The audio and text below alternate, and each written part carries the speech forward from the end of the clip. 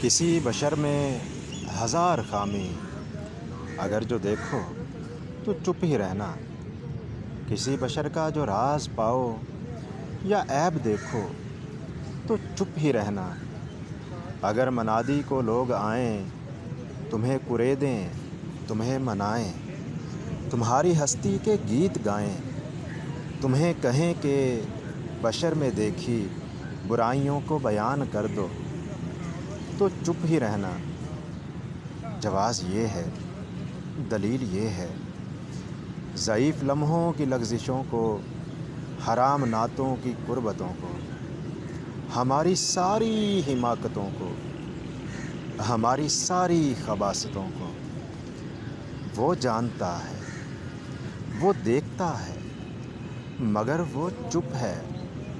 अगर वो चुप है तो मेरी मानो, वो कह रहा है कि चुप ही रहना।